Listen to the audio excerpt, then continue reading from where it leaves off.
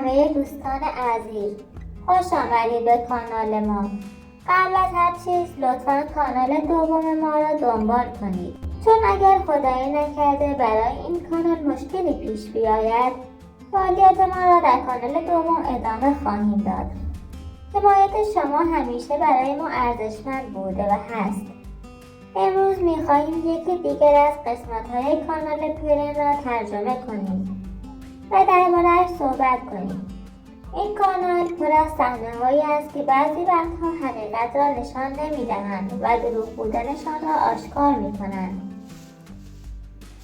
در همین قسمت هم مثل همیشه احسان غایب است، اما برای اینکه نشان دهند و هم نقشی در مدیریت کارها دارد اسمش را بر زبان می‌آورند.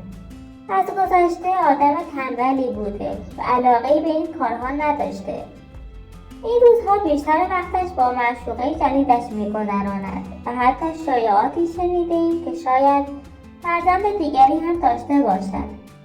فرزندی که هنوز به مخاطبان نشان داده نشده. این حرفها البته در حد شایعه است، اما آنقدر تکرار شده که نمی‌توان به سادگی نادیده‌اش گرفت. در مقابل بار اصلی کارها بر دوش مهدی است. اوست که بیشتر صحنه‌ها را مدیریت می‌کند و تلاش دارد نشان دهد احسان هم سهمی در این پروژه دارد. هرچند علاقه و حضور واقعی از طرف احسان دیده نمی‌شود. این تضاد بین واقعیت و چیزی که در کانال نمایش داده می‌شود همان چیزی است که ما امروز می‌خواهیم نقد و بررسی کنیم. پس همراه ما باشید تا پرده‌ای از این صحنه‌های ساختگی برداریم و ببینیم پشت این ظاهر چه خبر است. و ممنونم که همیشه کنار ما هستید و با حمایت هاتون انگیزه‌ای برای ادامه دادن این مسیر به ما می‌دهید. خیلی ها نمی‌دونند که شیروان و جانبی همیشه وسط کار با هم جر و بحث‌های ریز و درشت دارند. از اختلافات نظرهای ساده گرفته تا بحث‌هایی که گاهی صداش هم بالا می‌رود. اما نکته اینجاست که مهدی هیچ وقت این بحث‌ها را در فیلم‌ها نشان نمی‌دهد. دلیلش هم روشن است. این بحث‌ها واقعی‌اند، نه نمایشی. مهدی خوب می‌داند که دعوای واقعی با دعوایی که برای نقش و سناریو بازی می‌کند زمین تا آسمون فرق دارد. برای همین او فقط همان بخش‌هایی را منتشر می‌کند که در چارچوب نقش‌ها و داستان‌ها هستند و به بیننده حس درگیری ساختگی و نمایشی می‌دهد، نه واقعیت پشت صحنه. پس اگر فکر کردید همیشه همه چیز آرام و بی‌تنش است، نه پشت دوربین داستان‌های دیگری جریان دارد. در ادامه همراه ما باشید با نقد و بررسی این قسمت از کانال پرن. یه اوجت که تو آوردی یک کچلیوی نه وسیله آشپزخونه دی؟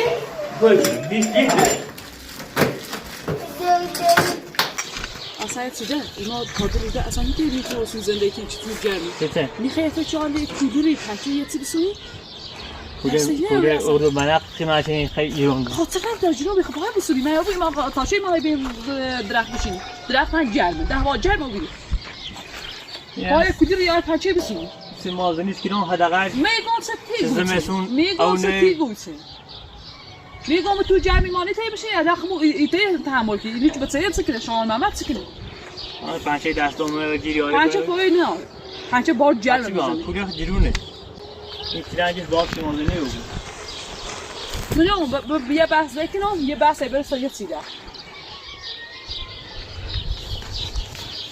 دستشویی و هم باید ازگام بود میگویم فشی به حال این جرمی هوا که باید فشی کولر بود یکی بایی نسیم آزاری که هر خلاص شدیم ایما گو پچه سیم تو من پنچه دستم برم پنچه خوی نه من باید این قیمت چه ده نوبی چه قیمت شد دست دو خود به دست دوم خوب کار نه میسیم رو اون کار نه دست دوم چه کار نیست یک سال من دست دوم من بهتر یک سال ها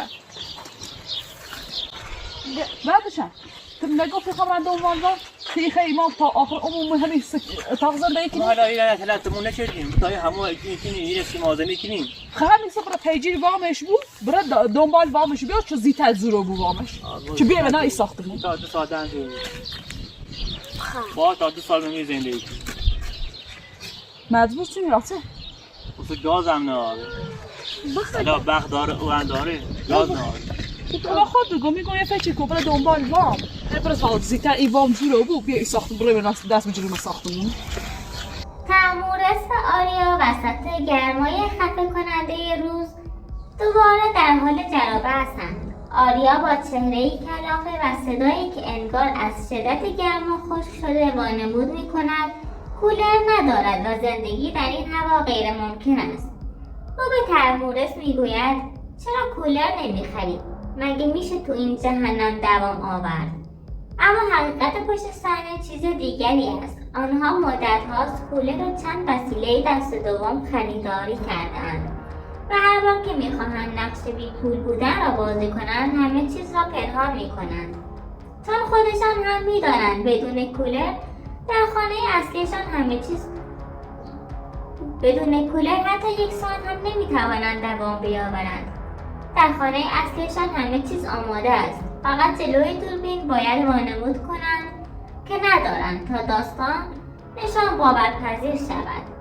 آریا حتی اصرار دارد تمورس یک کولر دست دوم جدید هم بخرد، نه از سر نیاز، از سر پولداری. آنقدر درآمد دارند که خرید دوباره وسایل برایشان هیچ اهمیتی ندارد.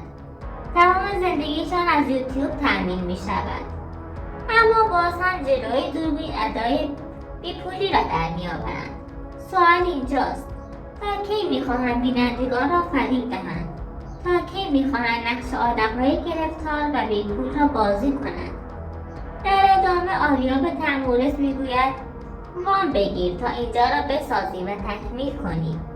این جمله هم بخشی از همان نمایش است. چون اگر واقعیت را نشان دهند دیگر کسی باور نمی کند که در سختی هستند. اما پشت صحنه ماجرا فرق دارد. آریا واقعا کمی تند است و اخلاقش همیشه آرام نیست.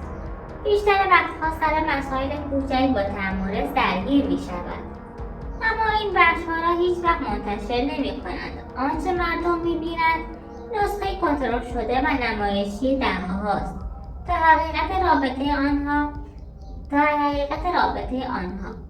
در واقع دعواها جلوی دوربین فقط بخشی از سناریوست، اما دعوای پشت صحنه واقعی‌تر، تندتر و البته پنهان شده است که بیننده تصور کند دعوای واقعیشان همین است.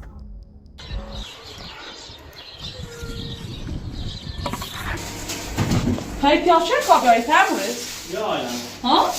یا الان یا سلام استاد سلامتی قربونت خدا باد واسه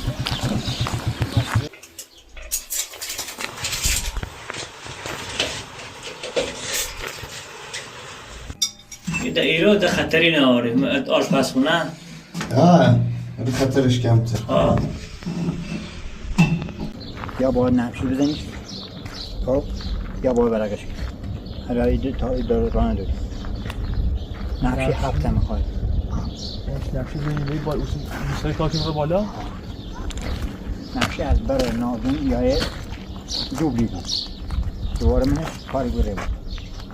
دیواره تازه نادون دهونش و دوباره نقشی بود. خب پیتو بهتره خطری و نقشی بزنی. نه خطری چی نقشی بزنی دوست داشت هیچ مشکلی نه. الان میره خود چی بود هزینه چند تره و سی نقشی و پلید یک پلید بیشتری دارم. بیشتری دارم برای دیرون برای فعلا بریم حساب کنیم کوی یونتری دارم کوی صرفت داری تا به ناب خیلی چون این نقشی 4 نیکش نقشی 4 اینه خیلی ضعیفه مثلا بلیک شمانش دلیده کلا. قبل از شروع ضبط این ویدیو مهدی حال و روز خوبی نداشت. از شب قبل سردرد شدیدی گرفته بود و تقریبا هیچ استراحتی نکرده بود. تا 5 صبح بیدار مانده بود و مثل همیشه تا ساعت 1 شب در گروه‌های مجازی وقتش را تلف کرده بود. خودش هم می‌داند که درآمد اصلیش از یوتیوب است و نگرانی خاصی برای آینده ندارد. اما همین باعث شده گاهی بی‌نظم و بی‌برنامه باشد. با وجود خستگی مجبور است جلوی دوربین حاضر شود، چون مدیریت صحنه و هماهنگی‌ها بر عهده اوست و نبودش کار را مختل می‌کند. اما در طرف مقابل احسان کاملا متفاوت رفتار می‌کند و آدمی است که پولهای یوتیوب را با دقت پس‌انداز کرده و خیال خودش را از آینده راحت کرده. بخش زیادی از درآمدش را برای ساخت و ساز خانه جدید و خرید وسایل برای فرزندانش کنار گذاشته.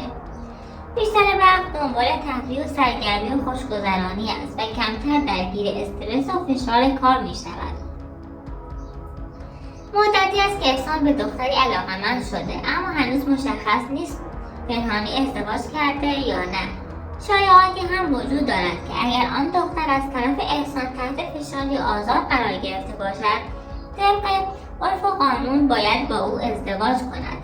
حتی او احتمال می‌دهد احسان فرزند دیگری هم داشته باشد که آن را پنهان کرده است، موضوعی که خودش هیچ وقت درباره‌اش صحبت نمی‌کند.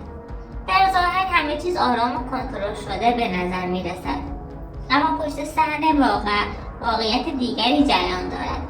مهدی با خستگی و بیخوابی جلوی دوربین می‌ایستد. احسان با خیال راحت نقش خودش را بازی می‌کند و بین این دو نفر دنیایی از تفاوت‌های شخصیتی و رفتاری وجود دارد که هیچ وقت در ویدیوها دیده نمی‌شود. این آب خیلی لاو صحبتی که می‌بینیم کلی به سرفترمونه یوری. اگر نهایت تصمیم کنو بیسی برم نکنم آورا خب بعد اگه برم نیبود مشورتی هم با احسانی که یه مشورت دیگه مشکلی باشه برای نام خیلی لاو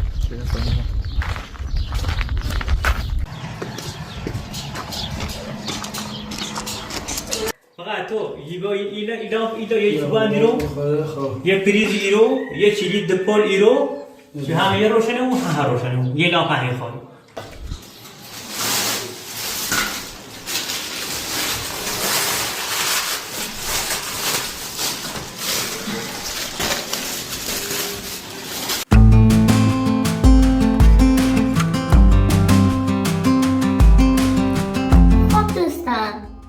وقتی استاد وارد کارگاه شد، اولین چیزی که گفت این بود که باید یک سری ویرایش و تغییرات اساسی در روند ساخت و ساز انجام بدیم. مهدی هم مثل همیشه با احترام جواب داد باشه استاد، باید با احسان مشورت کنم و بهتون خبر میدم. اما واقعیتش رو بخواهید من همون قدیم یادمه که احسان آدم تنبلی بود و توی این کارها مهارت خاصی نداشت. شیروان همیشه بهتر از احسان میتونست کارها رو مدیریت کنه و هم دقیق‌تر مسئولیت پذیرتر به نظر برسه. پس این سوال پیش میاد چرا مهدی باید با احسان مشورت کنه؟ مهدی فقط میخواد نشون بده که احسان هم در این پروژه نقش پررنگی داره و جای خالیش در صحنه‌ها فیلمبرداری حس نمیشه. وگرنه خود احسان نه علاقه‌ای به این کارها دارد نه حوصله‌اش رو داره. بیشتر کارها رو مهدی انجام میده و از طرفی زندگی هم همیشه قابل پیش بینی نیست. شاید حتی ازدواج مهدی هم سر نگیره و دلش پیش یک دختر دیگری باشه. هیچ چیز معلوم نیست جز اینکه هر روز یک داستان تازه‌ای در این کانال اتفاق میفته. ممنونم که همیشه ما را حمایت میکنید و تا ویدیوی بعدی خدا نگهدار.